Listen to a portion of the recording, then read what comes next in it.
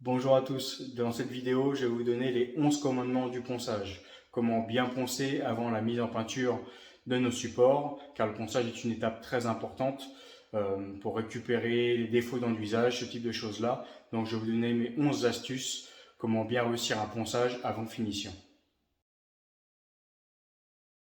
Étape numéro 1 n'est pas des moindres, équipez-vous du bon matériel. Je sais, ces machines-là ont un certain coût, elles coûtent entre 400 et 500 euros, plus l'aspirateur dans les mêmes prix, vous allez en avoir pour à peu près 700 et 800 euros, voire 1000 euros en fonction de ce que vous choisissez.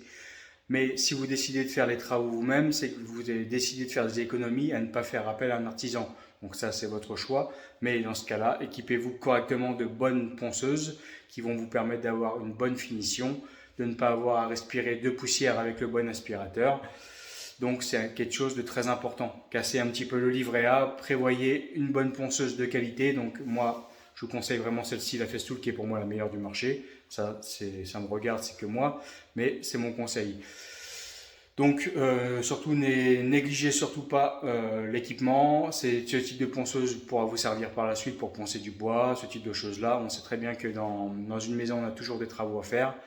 Néanmoins, si vous décidez d'investir dans ce type de machine-là, vous pouvez très bien le revendre par la suite d'occasion et avoir un amorti prix de la machine beaucoup moins parce que vous allez descendre le prix de 200 euros par exemple ou de 100 euros parce que vous en êtes servi qu'une seule fois pour poncer votre maison, ce type de choses-là. Donc surtout négligez surtout pas l'investissement d'une bonne machine pour un bon ponçage. Étape numéro 2, bah forcément, si vous n'aimez pas poncer, même si vous êtes bien équipé en matériel, soignez vos enduits. Plus vos enduits seront soignés et faits correctement, moins vous aurez à poncer. C'est logique. Conseil numéro 3 et numéro 4, par la même occasion. Conseil numéro 3, poncez sans lumière du jour, donc c'est-à-dire fermez tous vos volets. Poncez dans le noir. Et conseil numéro 4, équipez-vous d'une bonne lumière rasante que vous allez mettre au pied de votre mur pour refaire sortir tous les défauts. Conseil numéro 5, adaptez votre disque abrasif, donc votre disque de papier de verre, à votre enduit. Généralement, un enduit de finition se ponce au grain 180, 220, voire 240. On ne ponce pas un enduit de finition avec un papier de verre de 150, un papier de verre de 100 ou de 120. Ça va rayer votre enduit, donc ça va vous faire des traces lors de la mise en peinture. Donc on utilise un papier de verre adapté à la finition et à l'enduit. Conseil numéro 6, je ne ponce pas à fond, c'est-à-dire que je n'utilise pas ma machine avec le variateur à fond, parce que sinon je risque d'attaquer trop mon enduit et de faire des traces, ou de chauffer la résine comprise dans l'enduit, et à ce moment-là de le faire briller et d'avoir un risque de manque d'adhérence de la peinture sur l'enduit. Donc je ponce le variateur 3 voire 4 avec un papier de verre adapté, ça suffit amplement.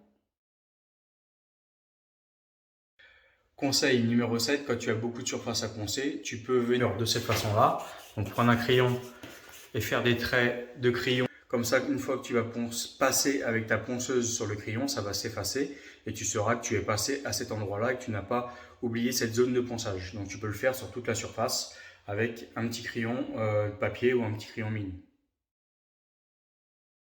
Conseil numéro 8, une fois avoir poncé la totalité de ton support, si tu as l'opportunité, viens installer provisoirement tes lumières définitives, donc tes lumières que tu auras une fois mises en peinture et une fois aménagées.